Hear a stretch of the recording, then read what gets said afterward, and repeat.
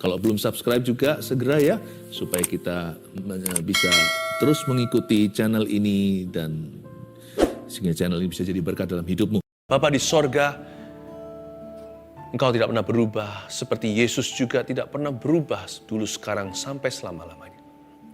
Allah kami tidak pernah berubah. Terima kasih Tuhan. Biar iman kami teguh, biar hati kami tahu bahwa kami itu percaya kepada gunung batu yang tidak pernah berubah segala zaman dan dalam segala situasi, kondisi, dan keadaan. Ajari kami seperti Bapak Abraham menjadi Bapak iman bagi orang-orang yang Kau percayakan dalam hidup kami. Biarkan kami punya iman yang meneladani Engkau Tuhan, dan iman yang bisa mengayomi mereka juga. Hamba berdoa tumbuhkan iman daripada jemaat-Mu, keluarga besar saat teduh. Berkati hamba-Mu yang menyampaikan firman dengan kemampuan, sembunyikan di balik salib Yesus. Haleluya. Amin. Puji Tuhan. Shalom semuanya. Hari ini live-nya hari Sabtu, karena itu jangan lupa besok ke gereja. Dan yang online juga ada, Anda bisa terus mengikuti online kami di gms.church streaming. Ya, God bless you jemaat, Tuhan memberkati Anda semua. Dan saya sebut akhir pekan ini Minggu Abraham. Saya banyak sekali terima hikmat dari Tuhan tentang Bapak Abraham. Dan besok juga waktu onsite di gereja kita, saya juga akan menyampaikan tentang Bapak Abraham. Demikian juga sekarang, waktu saat teduh ini. Ambil catatan, dan kita akan dengarkan firman Tuhan. Saya berikan judul Iman Grade A. Maksudnya Abraham. Ibrani pasal yang ke-11. Sambil kita buka, saya ingatkan bahwa iman kita jangan asal-asalan ya. Perhatikanlah kualitas imanmu. Beli sayur jangan yang layu. Beli yang segar. Supaya sehat, apalagi kalau dimakan salad. Dimakan cara mentah. Beli daging juga. Daging kan ada grade-nya. Ada yang alot, yang keras sekali. Tapi ada yang wagyu. Kalau daging sih mahal, tapi kalau firman itu for free. Karena itu imanmu jangan tanggung. Pastikan imanmu itu wagyu. Iman kita itu sungguh-sungguh. Kualitasnya diperhatikan. Jangan sampai setengah-setengah takaran. Iman itu jangan pura-pura. Iman itu juga jangan sampai kita itu tidak menentukan kualitasnya, tidak dipikirkan lagi kenapa kita beriman. Iman itu bukan teori. Iman harus segenap hati. Makanya itu saya berikan judul Iman Grade A. Supaya kita betul-betul mengalami yang terbaik dari Tuhan. Ibrani pasal yang ke-11 itu di Alkitab kita judulnya saksi-saksi iman. Ditulis di situ The Hall of Faith, bukan Hall of Fame. Kalau di Amerika, di Hollywood ada Hall of Fame, ada bintang-bintangnya, lalu setiap nama-nama bintang film yang legendaris ditulis di sana. Ya. Tuhan juga punya, tapi bukan Hall of Fame, tapi Hall of Faith. Tuhan mencatat orang-orang yang merupakan saksi-saksi iman. Mereka lah orang-orang yang menorehkan sejarah dalam kehidupan orang lain dan dalam kerajaan Allah. Dan Tuhan mau melakukan yang sama dengan Anda. Saya berani katakan Ibrani 11 ini harusnya tidak ada konklusinya. Karena Tuhan Yesus sama dahulu, sekarang, selama-lamanya. Tuhan akan repeat order. Kemuliaan itu akan Tuhan lakukan dalam kehidupanmu. Tapi syaratnya iman jangan asal-asalan. Iman juga nggak boleh ikut-ikutan. Pastikan iman Anda grade A, yang terbaik. Yang terbaik gradingnya. Ya, kita sekarang baca terlebih dahulu, hanya beberapa ayat saja yang saya cover hari ini. Ibrani 11 ayat 8 sampai 10. Kita baca seluruh. Karena iman Abraham taat ketika ia dipanggil untuk berangkat ke negeri yang akan diterimanya menjadi milik pusakanya. Lalu ia berangkat dengan tidak mengetahui tempat yang ia tuju. Karena iman ia diam di tanah yang dijanjikan itu, seolah-olah di suatu tanah asing, dan di situ ia tinggal di kemah dengan Ishak dan Yakub yang turut menjadi ahli waris janji yang satu itu. Sebab ia menanti-nantikan kota yang mempunyai dasar, yang direncanakan dan dibangun oleh Allah. Kita lihat Di ayat yang ke-8 terlebih dahulu, karena iman Abraham taat. Kalau imannya asal-asalan, dia nggak mungkin sampai ketaatan. Kalau imannya ikut-ikutan, dia pasti ragu-ragu. Dia bulat hati itu.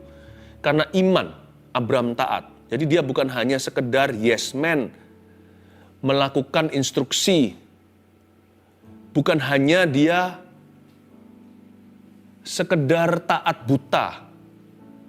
Fondasi landasan taatnya adalah iman yang bulat. Karena iman, because of faith and by faith.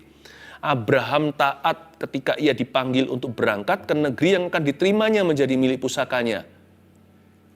Kalau kita disuruh seperti Abraham pergi ke suatu negeri yang pusaka, suatu negeri yang mengalir dengan susu dan madunya, siapa nggak mau? Kalau kita baca kalimat berikutnya, baru kita lihat iman Abraham ini grade A, imannya luar biasa. Lalu ia berangkat dengan tidak mengetahui tempat yang ia tujui. Nah, ini yang membuat susah. Kalau suatu tempat yang menjanjikan, siapa yang nggak mau? Semua orang bersedia. Tapi dia disuruh Tuhan pergi ke sebuah tempat yang dia tidak mengetahui. Dia menuju ke sebuah tempat yang dia tidak tahu. Dan itu yang membuat iman Abraham luar biasa. Nomor 1, catat itu, iman berangkat. Itu tipenya Abraham, iman grade A itu iman berangkat. Kalau kita tahu kepada siapa kita percaya, kalau Tuhan suruh, kita nggak ragu bukan karena perintahnya, tapi siapa yang memberi perintah. Kita itu beriman pada karakternya. Tuhan nggak akan bohongin aku, Tuhan nggak akan menipu, Tuhan nggak akan mengecewakan, nanti ujungnya saya tidak akan kecele. Karena saya kenal siapa yang berfirman. Jadi iman itu bukan pada perintah Tuhan, tapi pada Tuhan. Karena itu perintahnya tidak sukar. Karena kita percaya pribadinya. Karena kita percaya karakternya. Karena kita percaya moralitas Allah itu sempurna. Karena kita percaya maksud Tuhan itu mulia. Tuhan itu tidak ingin mencelakakan kita. Dia punya rancangan damai sejahtera, memberi kita masa depan penuh pengharapan. Tapi jalan ke sana seringkali kita tidak tahu tempat yang kita tujui nanti. Kita tidak mengerti. Tuhan bilang masa depan pengharapan, tetapi kok aku dituntun ke situ? Kok dituntun kepada kematian daging? Kok disuruh mengampuni? Kok disuruh ngalah? Kok disuruh mengasihi? Kok disuruh memberi? Mana susu madunya? Berangkat saja saudara. Kalau Tuhan berfirman, bertitah, dan Tuhan memberi instruksi kepadamu, jalan saja maju. Asal yang Tuhan suruh itu dalam firman, dan tidak melanggar firman-Nya. Apalagi kalau tertulis jelas-jelas, mengampuni, mengasihi, memberi, berdoa. Itu tertulis kan? Udah nggak usah dipikir 2 kali lagi. Ya nggak tertulis saja, asal dalam firman. Kalau itu kesaksian roh di dalam diri kita, Tuhan bilang maju. Atau Tuhan berkata tunggu. Apalagi kalau diberikan konfirmasi peneguhan-peneguhan, baik lewat kejadian atau lewat orang lain. Sebab kalau Tuhan mau melakukan sesuatu dalam hidupmu, Tuhan tidak akan membiarkan Anda meraba-raba, apalagi meraba-raba dalam kegelapan. Tuhan pasti memberikan rambu-rambu dan tanda-tanda. Tuhan akan melakukan sesuatu tanpa terlebih dahulu memberitahu para nabi. Bukan berarti kita disuruh cari nubuatan kemana-mana atau cari nabi dan nabi, ya bukan. Suara Tuhan itu seperti nabi bersabda, pasti ada peneguhan. Tuhan kalau bilang sama kita sesuatu asal dalam firman, tidak melanggar firman Tuhan. Tuhan gak pernah suruh kita berzina, Tuhan tidak suruh kita membunuh, Tuhan tidak pernah suruh kita korupsi, karena firman Tuhan berkata, di 10 perintah Allah jangan mencuri. Tapi kalau itu dalam firman, dan itu spesifik untuk hidupmu, tidak tertulis di Alkitab, kuliah di mana, sekolah apa, disuruh ngambil kedokteran. Kita doa rasa seperti ada kerinduan, kok memang Tuhan taruh itu ya? Gak pernah pupus niat itu. Kalau Tuhan taruh itu sebagai kesaksian di dalam hatimu, pegang teguh. Iman itu perlu langkah kaki. Ternyata iman itu bukan teori. Iman itu juga bukan perasaan. Iman itu ada kakinya. Kaki Anda yang beriman kepadanya. Dan kadang-kadang untuk kita beriman dibutuhkan a step of faith atau langkah iman juga. Abraham tidak akan mengalami semua kemuliaan Tuhan dan penggenapan setiap janji itu kalau dia tetap tinggal di kampung halaman. Dia langsung packing, dia langsung ngepak, dia langsung berangkat. Imannya Abraham itu grade A. Sedangkan orang lain hanya berteori belaka, dia langsung melangkah. Ini orang luar biasa. Yang lainnya itu hanya grade B, grade C, grade D, atau yang fail sekalian, yang gagal. Iman Abraham itu A. Bukan berarti dia sempurna. Tapi orang ini enggak babi bu, enggak basa-basi. Tuhan bilang dia melaku. Itulah kira-kira bahasanya. Tuhan bilang sama dia sesuatu, dia jalankan tanpa ragu. Apakah iman Abraham selalu benar? Ya enggak. Kalau Anda baca soal Hagar, tetapi orang ini kalau sama Tuhan tidak membantah. Imannya iman berangkat. Garis bawahi kata itu tadi di ayat 8. Lalu ia berangkat. Garis bawahi kata berangkat dengan tidak mengetahui tempat yang ia tujuhi. Ada satu lagu bahasa Inggris yang saya dulu suka nyanyikan waktu saya baru terima Tuhan. Trust and obey, for there's no other way to be happy in Jesus. You must trust and obey. Trust and obey, for there's no other way to be happy in Jesus. You must trust and obey. Supaya kita bisa bahagia dalam Tuhan, mengalami janjinya. Gak ada jalan alternatif sih, gak ada jalan tikusnya. Just trust and obey. Dengan iman percaya dan taat melangkah. Melangkah di sini bukan dengan coba-coba, sekalipun Abraham tidak tahu destinasi akhirnya. Tapi Tuhan selalu tuntun dia, berapa kilometer ke depan, sudah jelas dulu. Dia nggak bisa lihat sampai ujungnya, dituntun tuh perlahan-lahan. Saya nggak tahu apa yang terjadi 3 tahun akan datang. Tapi saya tahu, rencana saya minggu depan. Saya serahkan ke Tuhan, dengan banyak mempertimbangkan di dalam hati apa yang merupakan kehendak Tuhan. Saya jalankan sesuai dengan nurani yang bersih. Saya tahu apa yang saya mau lakukan bulan depan. Saya tahu apa yang saya mau lakukan esok hari, sekalipun saya tidak tahu apa yang akan terjadi. Iman kita itu harus action. Harus beraksi. Tanpa action, iman itu mati. Yang kedua, ayat 9. Karena iman, ia diam di tanah yang dijanjikan itu. Ini sudah sampai nih ceritanya nih. Dia sampai ke tanah perjanjian.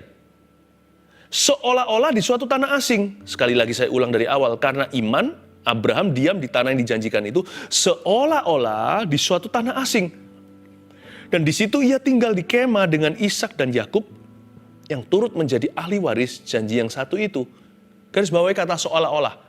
Nomor 2, iman seolah-olah. Ceritanya Abraham nyampe nih. Dia sampai di the promised land atau tanah perjanjian. Tapi waktu dia sampai di situ, dia nggak gaya-gaya. Ini punya aku, Tuhan bilang begitu. Enggak. Dia hidupnya sehari-hari dulu. Seolah-olah sebagai seorang asing di tanah itu. Padahal Tuhan sudah berikan ke dia. Tapi dia nggak sok-sokan. Nggak sok-sokan ceritanya. Karena iman, ia diam di tanah perjanjian itu. Seolah-olah suatu tanah asing. Dan di situ dia tinggal dengan anak cucunya, Ishak dan Yakub ceritanya. Iman seolah-olah. Iman seolah-olah ini nggak bisa kita hanya begini. Action. Setelah action, langsung nyampe. Enggak sih. Setelah kita itu beraksi, melangkah, kita dapat semua. Nggak tentu juga. Iman itu perlu ketekunan. Disinilah di stage atau di level ini, iman seolah-olah. Dia hadir, dia sampai di sana, lalu ada banyak adaptasi yang harus terjadi. So much adjustment.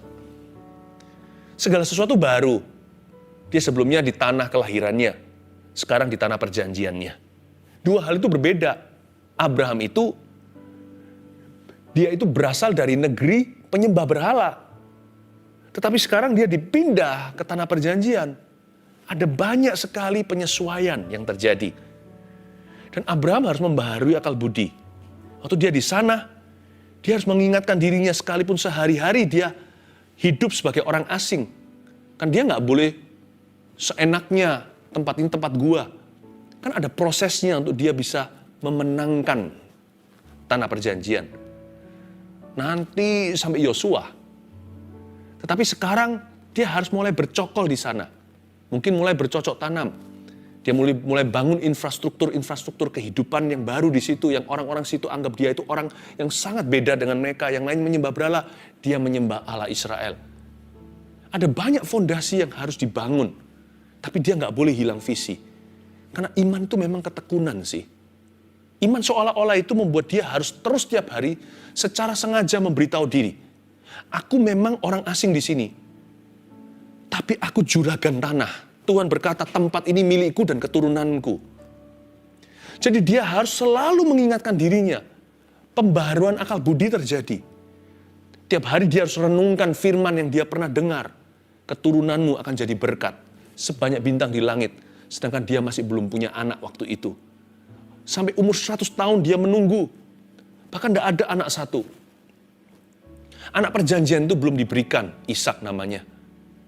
Dia harus mengingat terus, iman seolah-olah itu dia bukan pura-pura. Dia harus hidup di dalam dua dunia. Satu dunia realita. Di dalam realita dia tidak lihat janji Allah digenapi apa-apa. Tapi satu lagi di realita janji. Iman itu adalah bukti segala sesuatu yang kita, dasar dari segala sesuatu yang kita harapkan. Dan bukti dari segala sesuatu yang belum kita lihat. Dia harus seolah-olah sudah memperoleh itu. Wow, luar biasa. Otomatis apa yang terjadi? Iman Abraham akhirnya mengubah gaya hidupnya. Mungkin pada waktu Tuhan bicara sama dia, kamu akan punya anak di tanah perjanjian ini. Nanti kamu akan menjadi bapak bangsa-bangsa. Keturunanmu jadi berkat. Umur udah 90 sekian, dia berkata, mana anak saya?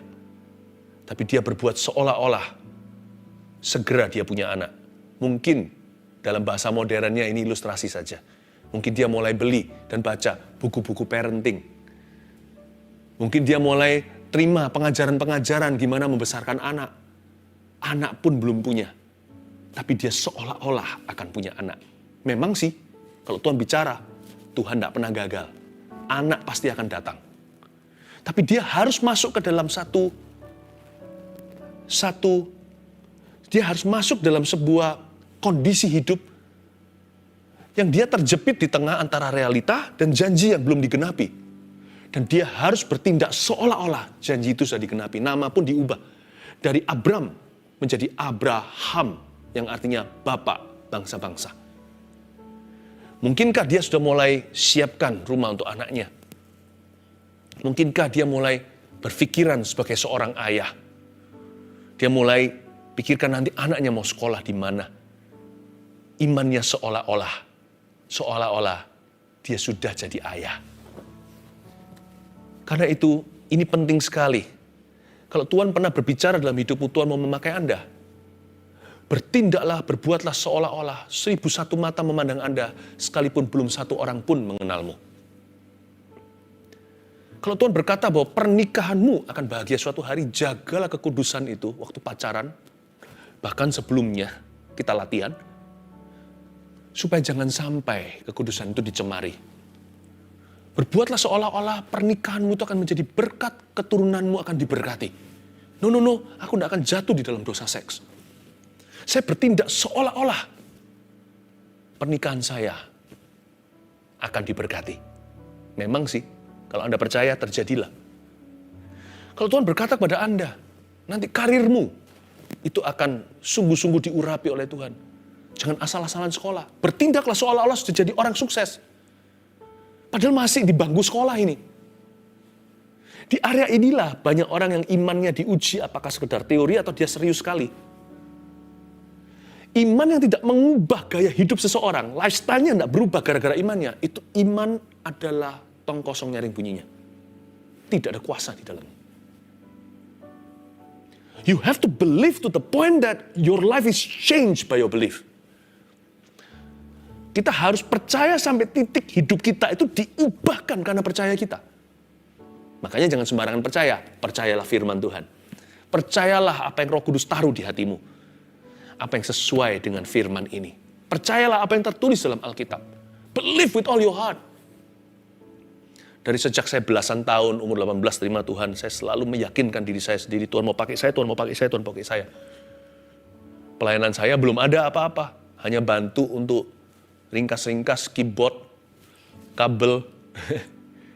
Waktu itu kan saya termasuk dalam tim praise and worship. Wah, elit kan? Tapi bagian kulinya ringkas-ringkas itu, karena saya sekolah di luar negeri, Gereja Indonesia tidak punya full-timer. Kami ini loh siswa-siswa yang sekolah di sana yang harus volunteer, harus sukarela. Pelayanan saya sederhana. Nggak tampil, nggak apa. Tapi saya ingatkan diri saya sendiri. Philip Mantova, jaga dirimu. Kamu pilihan Allah. Bukan karena ministry saya yang saya lakukan, tapi karena janji yang saya pegang dengan segenap hati. Saya nggak berani ngawur, bicara saya tata. Meskipun selalu salah bicara. Hidup saya tata. Meskipun masih jatuh bangun sebagai anak muda. Tetapi karena saya menata, dan karena saya menerjang arus, jatuh pun bangun lagi. Tapi kalau saya terima apa adanya jatuh, ya sudah, saya bisa jatuh nggak bangun lagi. Saya beritahu sama diri sendiri, aku dipilih oleh Tuhan, aku dipilih oleh Tuhan. Bertahun-tahun kemudian, belasan bahkan, atau puluhan, saya baru melihat hari ini, apa yang Tuhan lakukan, janji itu benar. Saya bukan orang gimana, enggak. Janji itu sebagian besar masih belum digenapi di hidup saya, masih di depan. Tapi paling tidak saya melihat secercah penggenapan itu. Ya, tidak sia-sia di masa muda, ku jaga kekudusan seperti biji mata. Jaga ya, imanmu harus seolah-olah. Your faith must change your lifestyle. Kalau Anda percaya doa Anda dijawab, hiduplah sesuai dengan jawaban doa itu. Hiduplah dengan cara demikian. Ini bukan pura-pura atau sandiwara. Ini seolah-olah. Iman itu harus mendahului cetusannya. Gaya hidupnya harus menyesuaikan dengan apa yang dia imani. Kalau iman kita di sini, hidup kita sudah seolah-olah itu terjadi. Sebab iman adalah bukti yang belum kita lihat. Dasar semua yang kita harapkan. Abraham itu di ayat 9 inilah tantangannya. Dan dia pas, dia lewat. Makanya dia punya iman itu grade A. Iman yang tidak asal-asalan. Nggak setengah jalan.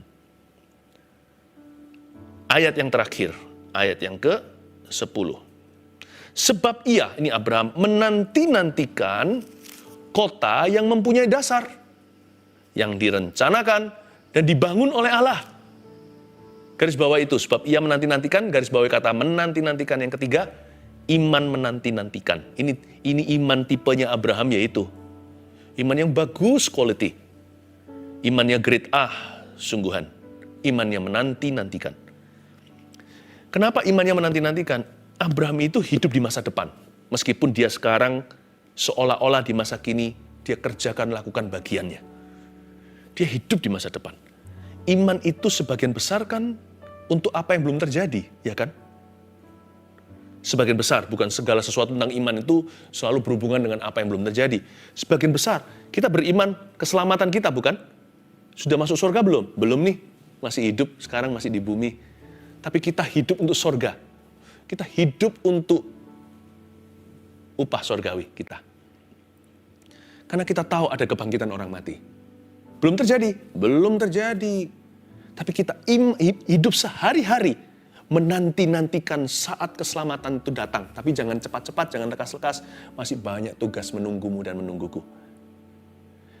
Hidup adalah Kristus, maka mati adalah keuntungan. Setiap kita itu hidup untuk nanti kita itu wisuda di sana. Mendengarkan suara Yesus berkata, baik sekali perbuatanmu hambaku, masuklah dalam sukacita Bapakku. Bukan mendengarkan, enyahlah kamu. Hamba yang jahat, aku tidak mengenalmu. Hai engkau pembuat kejahatan itu. Kita hidupkan untuk that hour, untuk jam itu. Untuk saat itu, bukan? Sebagian besar daripada iman, bahkan iman sehari-hari, apa yang Tuhan janjikan, itu belum terjadi. Penggenapan janji Tuhan dalam hidupmu itu masih sebagian besar di masa depanmu. Belajarlah untuk bisa punya visi untuk masa depanmu. Iman itu harus menanti-nantikan. Iman tidak bisa berhenti sampai hanya beriman. Orang yang beriman pasti punya visi yang tinggi. Pasti punya cita-cita. Orang yang beriman pasti punya pengharapan. Lalu, hanya gigit jari di siang bolong doang? Enggak. Orang yang punya cita-cita dan serius dengan itu, orang yang punya visi yang membara untuk masa depan, orang itu pasti mempersiapkan. Saya baca sekali lagi ayat 10. Sebab ia, Abraham menanti-nantikan kota Oke, sekarang kita bicara tentang arsitektur nih. Kota yang mempunyai dasar. Yang direncanakan, garis bawahi kata direncanakan, dan dibangun oleh Allah, dan dibangun. Orang yang punya iman seperti Abraham, yang grade A ini, yaitu iman yang menanti-nanti, orang itu pasti akan merencanakan hidupnya. Sekalipun dia tahu perencanaan itu tidak selalu terjadi sesuai dengan yang dia harapkan. Tapi dia pasti rencanakan. Sebab orang yang seperti ini pasti menantikan kota yang punya dasar, yang direncanakan oleh Allah kan, direncanakan bersama dengan Allah. Dan dibangun. Orang yang punya iman seperti Abraham, iman yang menanti-nantikan, pasti dia merencanakan masa depannya. Dan pasti dia mempersiapkan dirinya. Itu kata bangun artinya konstruksi. Bangun itu Anda tidak langsung datang bawa rumahnya jeng, langsung ditaruh di sana, langsung jadi. Tapi materialnya satu persatu, semennya, batu batanya, entah pakai apa rumahnya, kayunya, nanti semua partikel-partikelnya, sekrupnya, segalanya. Yang penting itu bukan blueprintnya. Blueprintnya itu sekali lihat dikerjakan berdasar itu. Tetapi pengerjaannya itu sama pentingnya, atau bahkan lebih penting. Kalau salah ya percuma blueprintnya. Jangan datang dengan sekedar gambar besar. Persiapkan hidupmu satu persatu sebagai bahan bangunan untuk visi yang dari Tuhan. Pakai waktu, persiapkan satu persatu. Kalau Anda mau menekuni bidang itu, Anda lihat loh, materialnya apa aja untuk membangun ke sana. Persiapkan itu. Pastor Philip, saya mau dipakai Tuhan sampai ke bangsa-bangsa. Ya belajar bahasa asing. Kalau Anda pernah menerima janji Tuhan mau pakai Anda di Jepang, ya belajar bahasa Jepang. Percuma bahasa kalau kita berkata aku mau dipakai di sana tapi tidak mempersiapkan bahan bangunan. Segala sesuatu kan direncanakan oleh Allah bersama dengan kita, dibangun oleh Allah bersama dengan Anda dan saya. Kalau Anda mau dipakai sampai ke bangsa-bangsa, perluas wawasan Anda. Kalau Anda mau jadi seorang pebisnis, maka harus mau tahu banyak perkara. Sekarang jangan hanya pokoknya taunya uangnya. Belajarlah bertanggung jawab. Kalau Anda mau jadi seorang, apa ya, satu persatu Anda ngerti sendirilah. Yang penting itu bahan bangunannya. Iman yang menanti-nantikan itu bukan gigit jari, kita tunggu di sini pasif saja. Nanti tiba-tiba simsalabim, abracadabra, terjadi seketika. No, iman menanti-nantikan itu, faith is not passive. Iman tanpa perbuatan itu mati. Iman itu selalu aktif. Aktif. Dia selalu mempersiapkan, dia selalu merencanakan, dia selalu membangun. Coba lihat, Anda lihat ujungnya yang Anda harapkan. Dan mulai cari bahan bangunannya apa. Aku percaya aku akan sembuh. Jangan hanya percaya untuk sembuh. Setelah Anda sembuh kembali berdosa enggak? Sembuhnya belum datang, dosanya bisa berhenti dulu loh. Setelah Anda sehat terus, hidup harus berguna. Bukan buat foya-foya. Berarti sekarang kita bisa dong dipakai Tuhan sebelum kita sehat. Bisa. Jangan mengeluh tentang penyakitmu terus. Doakan aku. Iya dong, kita harus doakan. Kita harus saling mendoakan bahkan.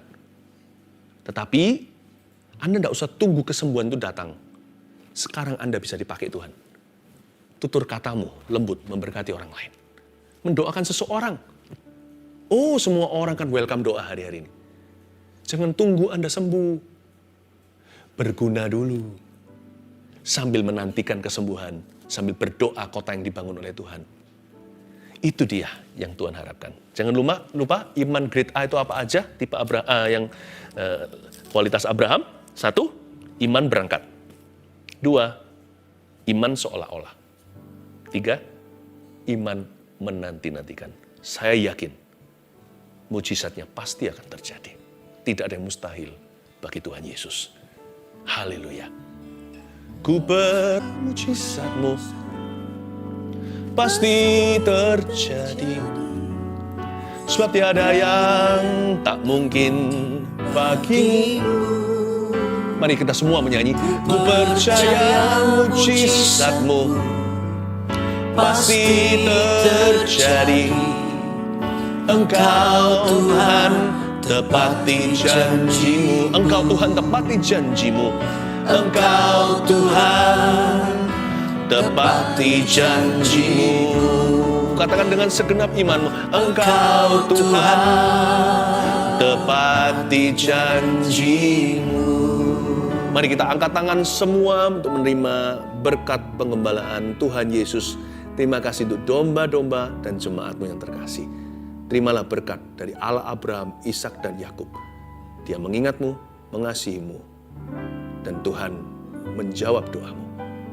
Allah Bapa, Putra, Roh Kudus menyertai setiap kita dalam nama Yesus. Amin. Puji Tuhan. You call me out of